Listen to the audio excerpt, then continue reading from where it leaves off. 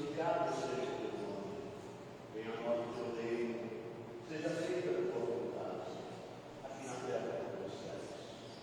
O pão nosso de cada dia nos dai hoje, perdoa as nossas dívidas, à medida em que nós perdoamos os nossos devedores, e não nos deixeis cair em tentações, mas livra-nos de todos os males, agora e sempre. Graças a Deus e graças a Jesus.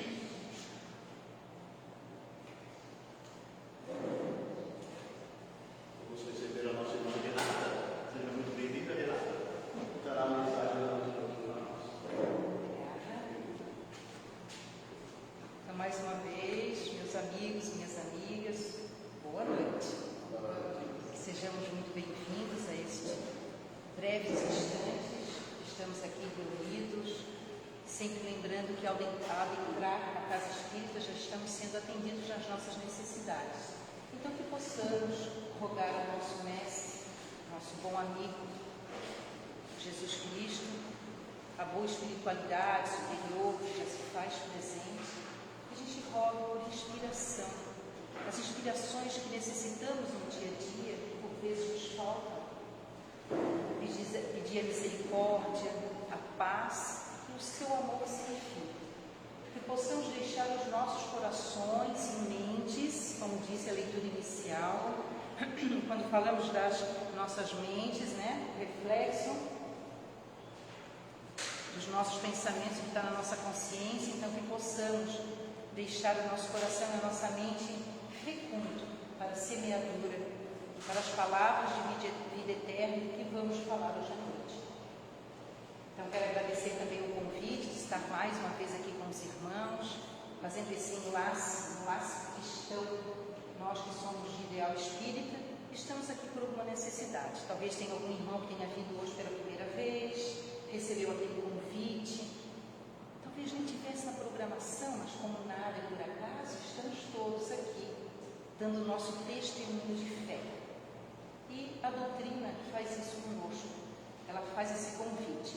E a reflexão que tenho para trazer para os irmãos é sobre a passagem do evangelista João, que está no capítulo 21, de 14 a 24, onde é uma conversa que Jesus faz com Simão Pedro.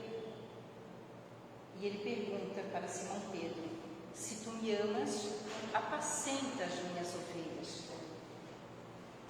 Trabalhar essa frase, trabalhar esse pensamento já no início do ano, realmente é um convite para a gente estar se percebendo em que caminho nós estamos. Estamos só vindo para ver o que vai acontecer, estou curioso, ou se realmente queremos fazer parte desse Evangelho do Cristo. E a pergunta que Jesus fez a Simão Pedro, nós podemos refletir hoje. Amamos realmente Jesus Cristo? Será que esse amor do Cristo faz parte do nosso dia a dia? Trabalhar esse tema é fundamental e essencial para a doutrina. Ele vai trabalhar os fundamentos, ele vai trabalhar o Evangelho, a boa nova do Cristo e, consequentemente, a nossa doutrina trazida por Allan Kardec. Ele vai trazer o que há de mais importante e fundamental, que é fazer com que a gente tenha esse desdobramento da obra do Mestre na nossa vida. Olha que profundo isso. No livro Opinião Espírita, tem uma frase que diz assim: Jesus é a porta, Kardec é a chave, e nós somos o movimento dessa chave. Olha só, Jesus a porta, Kardec a chave, e nós somos o movimento dessa chave. Então, quem somos nós? É o Evangelho redivivo que a gente fala. Mas como que isso acontece? Nós estudamos a doutrina, conhecemos o Pentateuco, toda a codificação que Kardec nos deixou, mas eles estão aqui no livro, né? A gente vai lá, abre, lê, e se for somente uma leitura, ela vai ficar só na nossa razão. Nós temos que tirar do Evangelho, da Boa Nova do Cristo, entender o que se passou há mais de 2000 anos atrás e trazer para o nosso dia a dia, para as nossas relações, para fazer sentido, porque senão não vai fazer sentido. Então eu vou falar aqui sobre a passagem, o que aconteceu entre Jesus e Simão, o que a doutrina nos traz. Nós só vamos balançar a cabeça edificar a nossa vida. Só que o convite da doutrina não é isso. O convite da doutrina é a transformação. E como que isso vai acontecer, meus irmãos? Então, esse diálogo em que Jesus fazia com Simão Pedro, em que momento isso aconteceu? Vocês estão me ouvindo bem aí do fundo? Certo? Se eu estiver muito acelerada, também vão me falando. Nós estamos aqui juntos, interagindo, né? A gente sempre começa com o coraçãozinho acelerado, e isso é muito bom, trocando essa energia. Então, em que momento que acontece essa conversa de Jesus com Simão Pedro? Foi após a crucificação. A última ceia, que ela está muito bem descrita no livro Boa Nova, por Humberto de Campos, nosso irmão X, ali houve acordo, houve compromissos selados entre Jesus e seus apóstolos, mas essa fala aconteceu após a crucificação. E como que estavam os seus discípulos após a crucificação de Jesus? Jesus, para eles, tinha partido, estava ali. E como que eles estavam se sentindo? Entristecidos. Alguns já tinham partido para Emaús, também é uma leitura muito bonita, e outros ficaram ali, perdidos. Como dar continuidade à obra do Mestre? Tudo foi perdido, foi em vão. O que vamos fazer? Então, quando Jesus vem para Simão Pedro e faz essa pergunta, imagine, irmãos, Jesus Cristo na nossa frente, com aquele sorriso, aquele olhar, irradiando amorosidade e nos perguntando: se tu me amas, apacenta as minhas ovelhas. Deixando claro que a palavra apacenta não é apaziguar, não é acalmar. Apacentar é educar, é alimentar, é o que o pastor faz. Então Jesus ele fala, interessante a pergunta, se olharmos, né? Ali, ó, se tu me amas. Quando um filho, vamos usar um exemplo, quando um filho erra, a gente logo, e por vezes a gente quer dizer: calma, eu te amo, vai dar tudo certo, não é mesmo? Mas Jesus não fez isso com Simão. Ele não disse para Simão: calma, Simão, eu te amo. E está tudo, acho que apagou aqui. E está tudo certo. Não, ele não disse. Ele fez um compromisso com Simão Pedro. Se tu me amas, Simão, apacenta as minhas ovelhas. E quando a gente fala sobre isso, é como se ele estivesse falando com cada um de nós. Mas por que falar de apacentar? O que é apacentar? É educar, é amparar, é dar o exemplo. É o que o pastor faz. Por isso que eles usavam um bom pastor. E Jesus foi o bom pastor, não é mesmo? No Antigo Testamento nós já falávamos do bom pastor. Lembram do Davi? Rei Davi? Rei Davi, quando ele se sentia incomodado, com uma presença tenaz, e ele liderava todo um reinado, e ele era um ser humano vivendo suas expiações e suas provas. O que Rei Davi fazia? Tocava lira, compunha salmo. E nós, quando nós nos sentimos combalidos, caídos, derrotados, enfraquecidos, o que nós fizemos? Qual é a nossa válvula de escape? Aonde que nós encontramos para nos erguer? Porque para Jesus, para quem segue o Evangelho, o que vence não é aquele que está sempre vitorioso, sempre com uma certeza, é o que cai e sabe se erguer e se levantar. Esse é o vencedor. Então, Davi compunha salmo, e ele fez o Salmo 23. O Senhor é meu pastor e nada me faltará. Davi era temente a Deus. E Jesus Cristo, ele veio. Eu e o Pai somos um.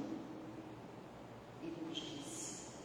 Então, o quanto nós temos de amor para com Jesus, o quanto nós temos. Então, do verbo apacentar, do pastoreio, do que o bom pastor faz, de trazer as suas ovelhas juntos, e nenhuma ovelha fica para trás. Aí vocês podem estar se perguntando: mas Renato, tu está falando do bom pastor, tu está falando de quem vai apacentar, quem vai educar e alimentar, mas eu estou só lá em casa, eu estou só no meu serviço. Olha, não é só para quem é orador, que está divulgando a palavra, um dirigente de casa, espírita, um facilitador.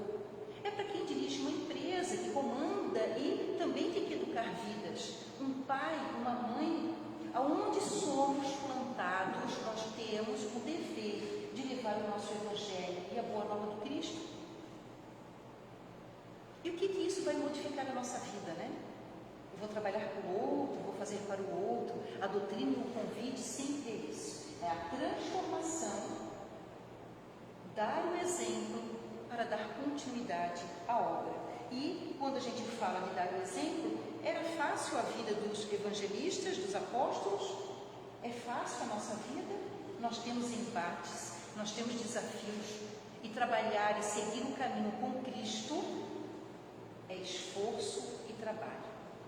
Às vezes a gente, em conversas com grupos de estudo, a gente diz, né? Estamos na doutrina, estamos estudando, estamos nos polindo, nos aperfeiçoando, vigiando a nossa mente, a nossa fala, o nosso comportamento. Então, nada de ruim vai nos acontecer? Não. Os acontecimentos inevitáveis da nossa vida, os rompantes e as tormentas que surgem e as coisas boas e os agradecimentos, nós temos que saber nos posicionar. E é isso que a doutrina traz. Como que nós vamos nos posicionar diante aos acontecimentos? E o bom pastoreio faz isso. E em que momento que eu tenho que começar a entender? Em Mateus ele diz: entra na tua casa, silencia o teu ambiente, silencia a tua mente. Em oração, o Pai também te ouve em silêncio e te recompensará. Quando a gente lê essa passagem, a gente também tem que pensar quais são as nossas intenções. Porque se o nosso pensamento ainda é de intolerância, de raiva, de ira, de duelo, de embate, qual será a nossa recompensa? Aonde que nós estamos envoltos e que companhias espirituais e companhias encarnadas e desencarnadas nós estamos? Por isso que a gente tem que vigiar. A leitura foi ótima e nada é por acaso, né? Ela abriu a leitura e é isso. Os nossos pensamentos criam os acontecimentos e as ações. E as nossas emoções vão voltando às verdades. Por isso que apacentar é tão importante e darmos esse segmento. Então, a proposta do Evangelho, quando a gente fala isso, a gente fica pensando, mas Renato, tu está falando de um Cristo, tu estava falando de apóstolos, mas o Evangelho não veio para redimidos, não veio para anjos, ele veio para uma Madalena, para um Tiago, ele veio para um Saulo, para mim, para cada um de nós. Então, todos nós somos chamados a ser educados, a divulgar e alimentar o Evangelho do Cristo.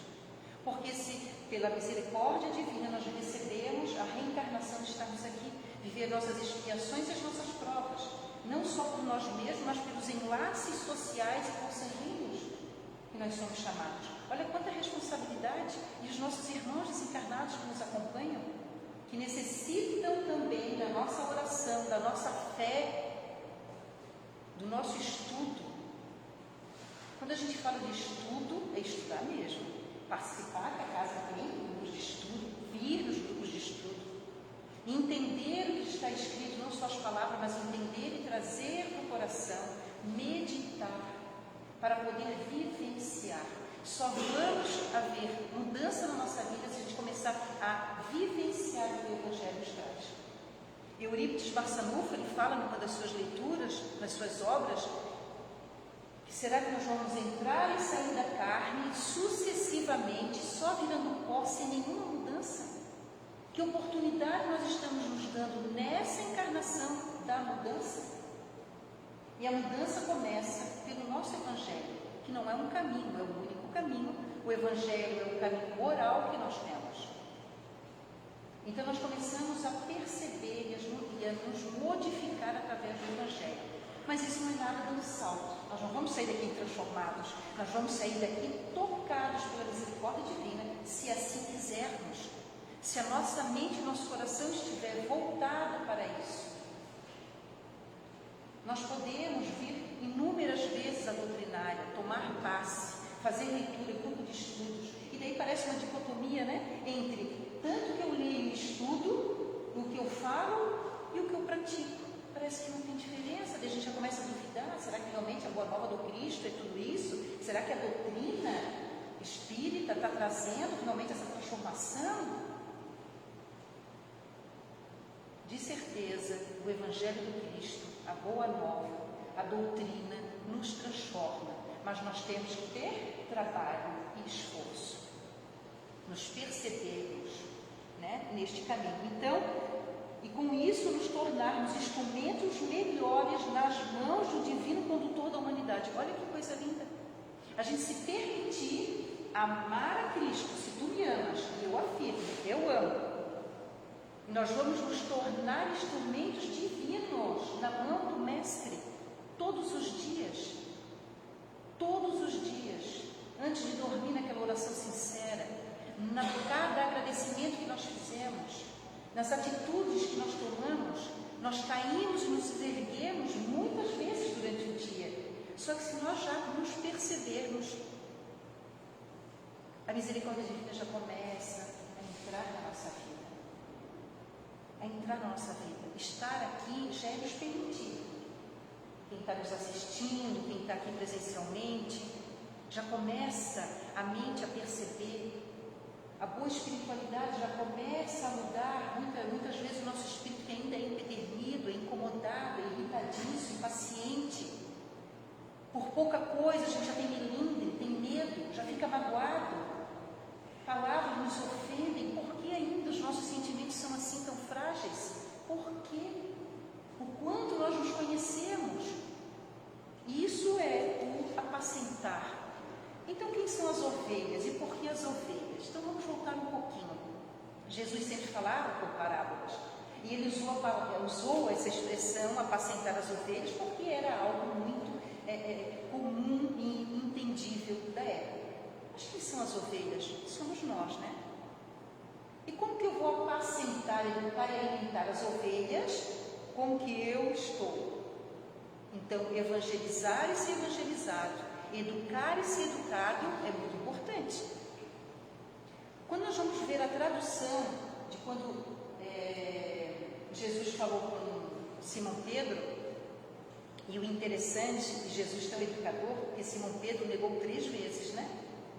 E Jesus, na mesma quantidade, afirmou por 3 vezes: se tu me ama, apacenta as minhas ovelhas. E não foi por acaso, e não foi só para um compromisso, mas foi para trazer esperança, acalmar o coração de Simão Pedro, que estava ali combalido, enfraquecido, envergonhado, porque ele tinha negado o Mestre, e o Mestre agora estava na sua frente. Imagina como nós não iríamos nos sentir, né?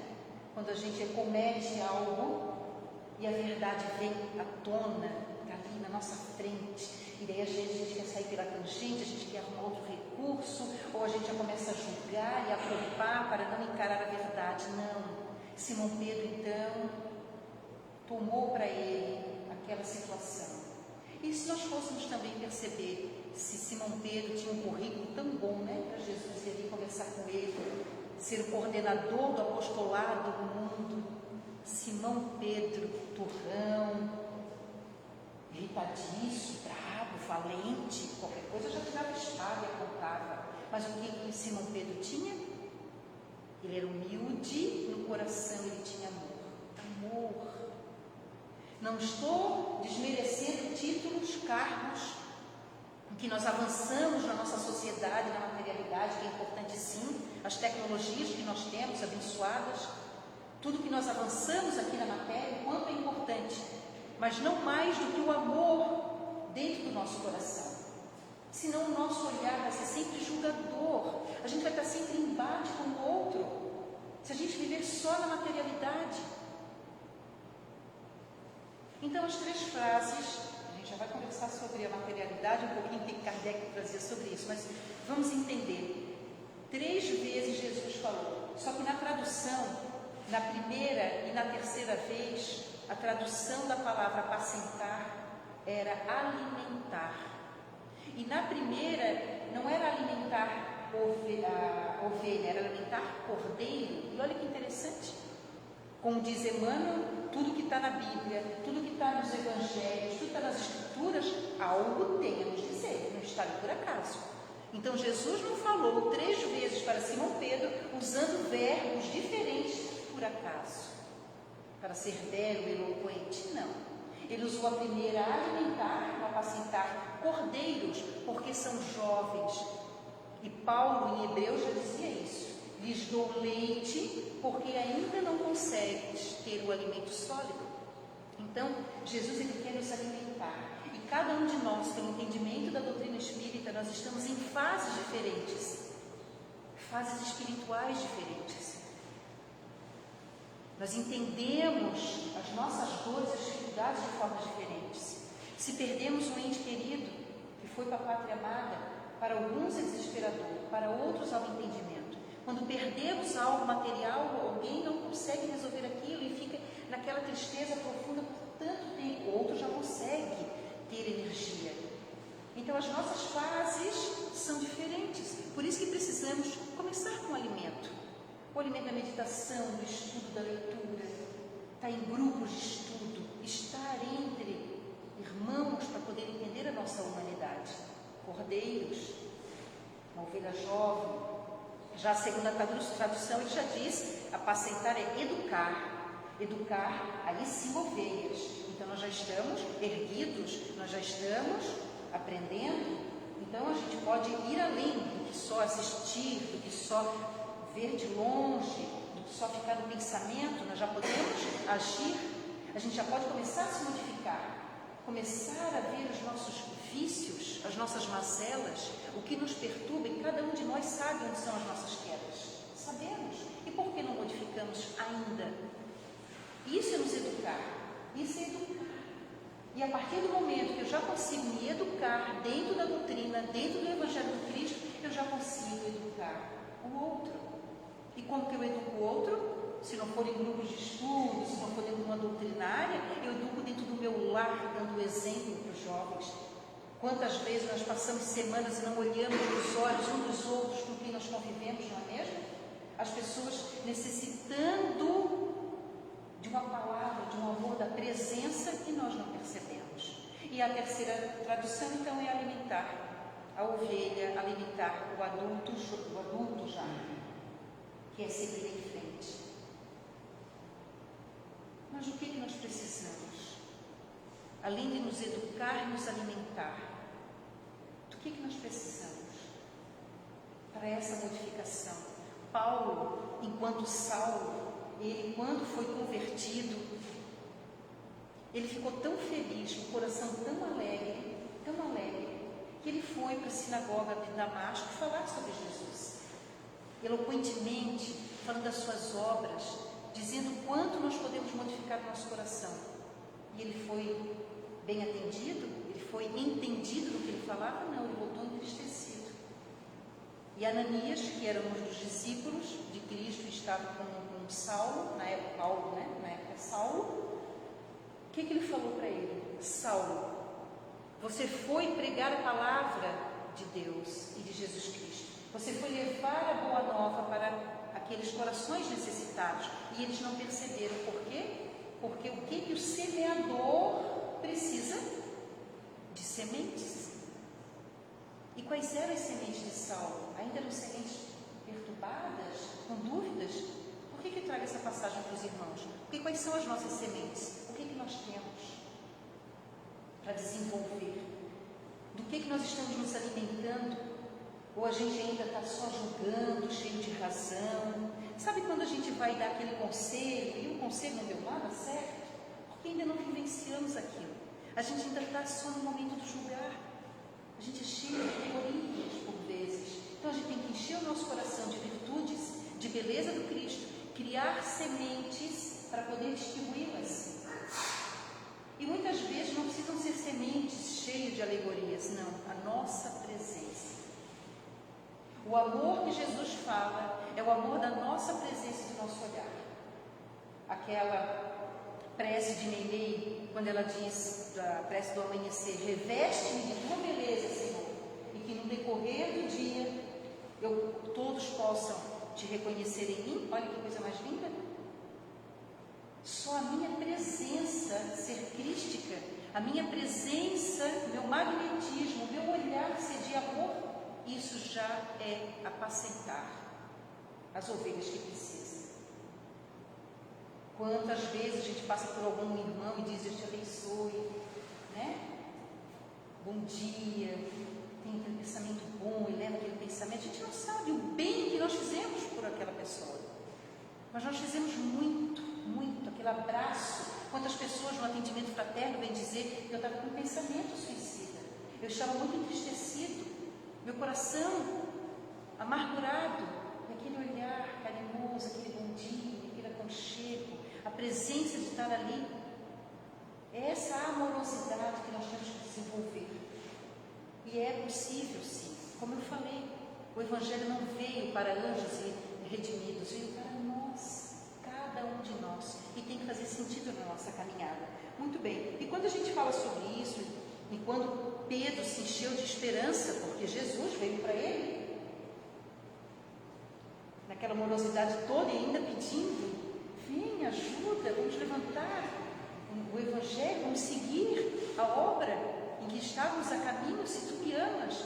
Então, irmãos, se nós amamos, nós também não podemos fechar os braços, os olhos e nossos pensamentos para o caminho do amor. E por que eu falo isso?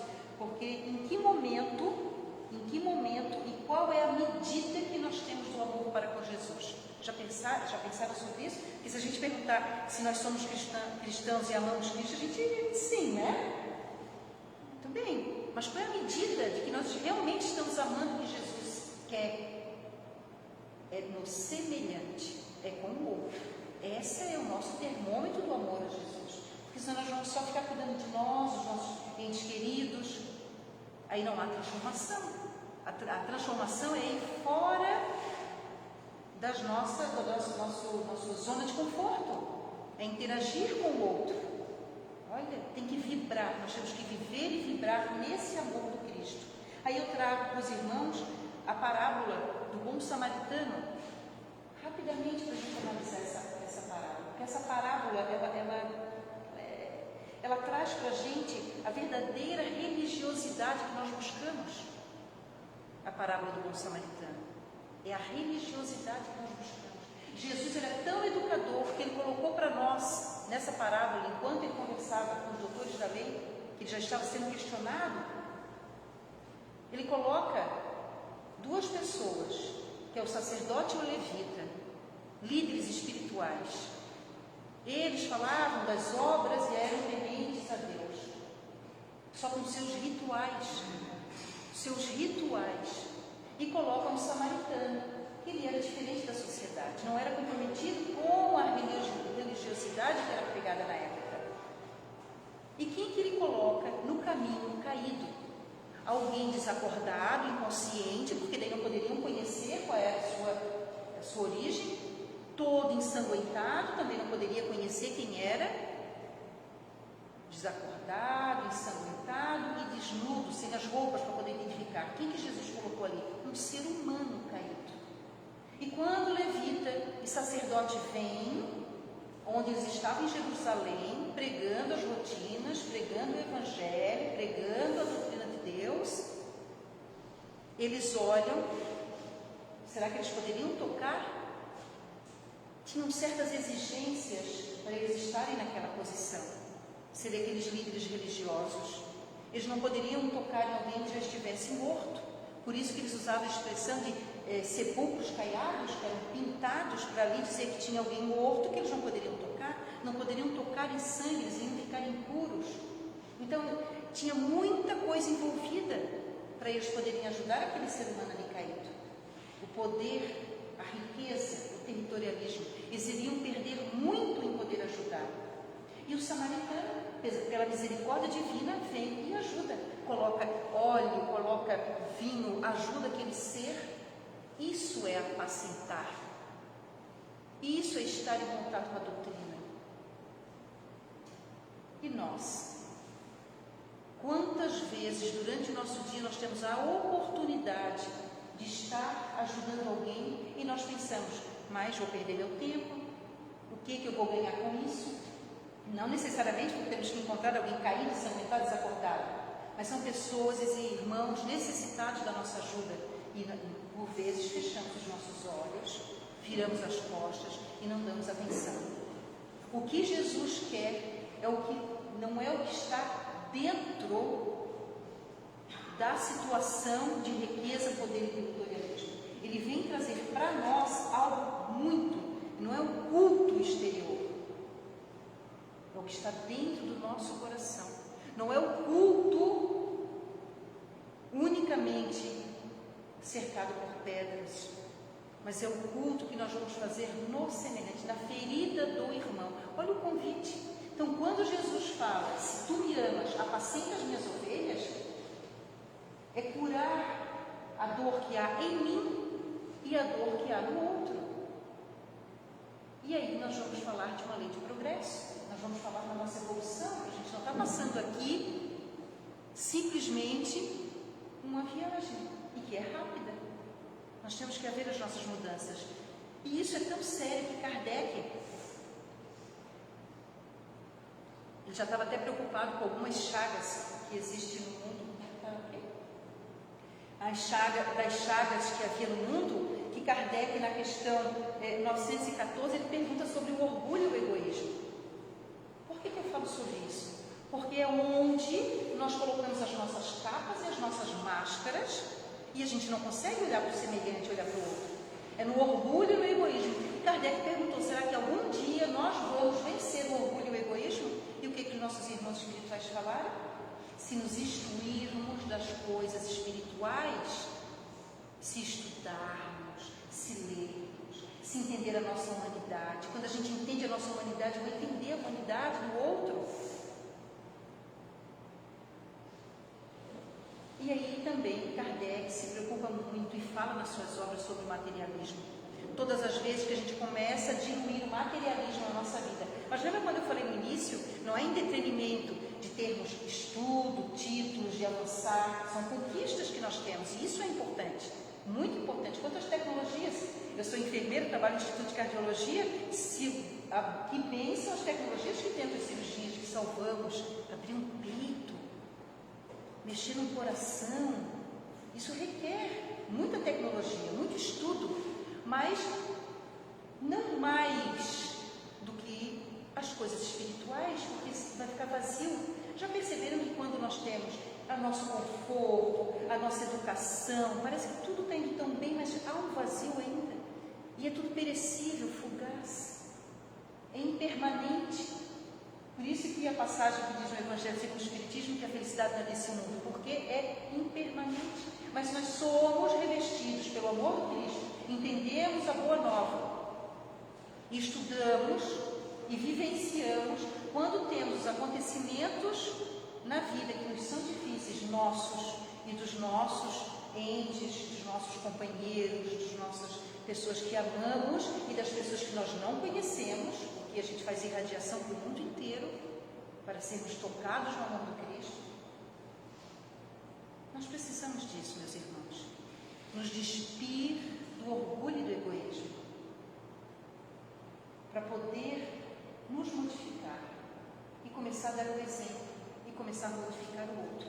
Essa é a lei de Jesus, é isso que Ele quer, é o amor. E quando a gente fala de amor, tem uma passagem, porque falar de amor nós temos muitas literaturas, né?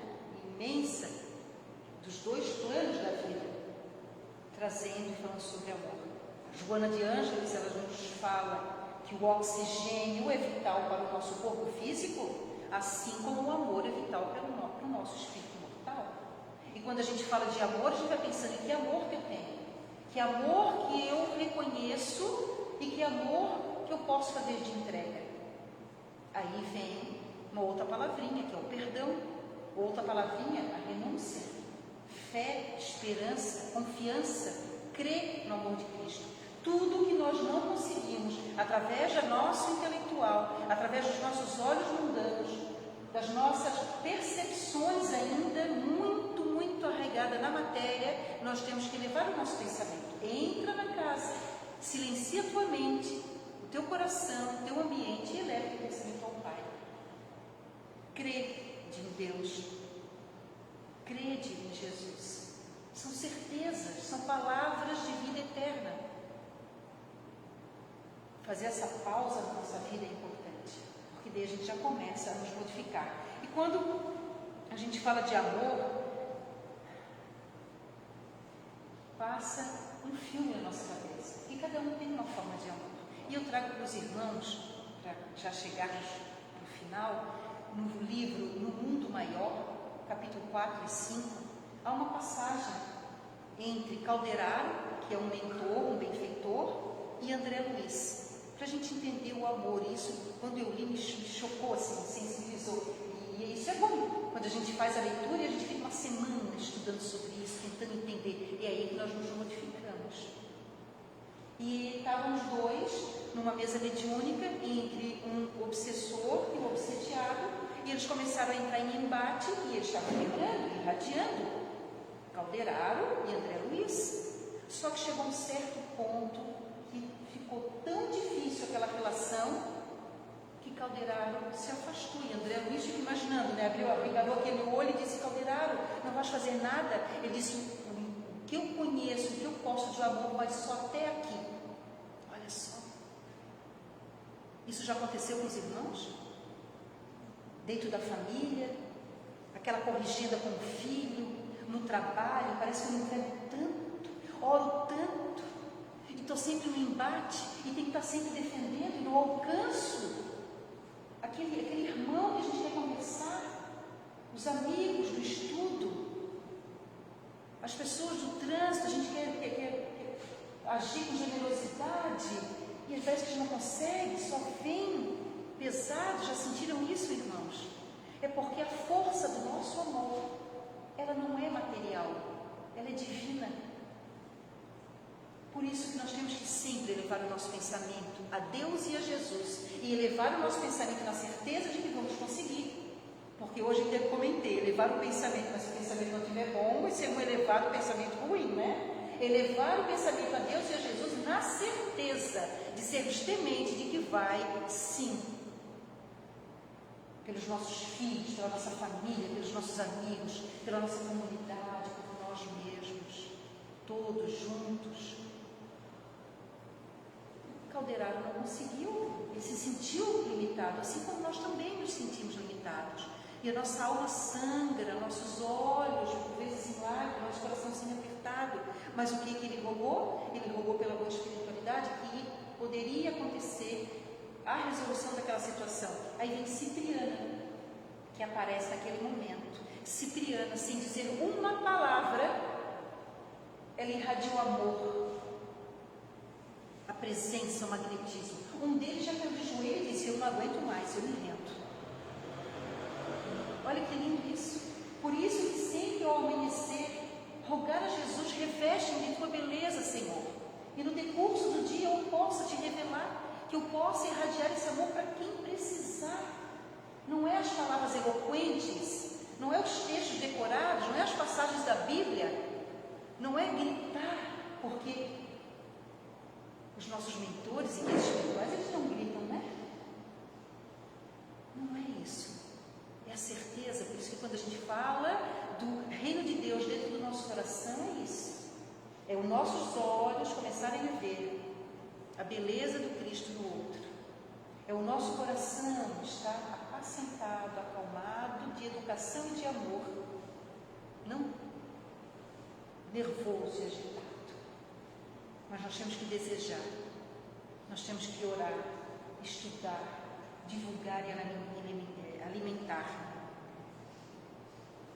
Cada um de nós, todos os dias, rogar e dizer: eu te amo, Senhor Jesus, eu te amo.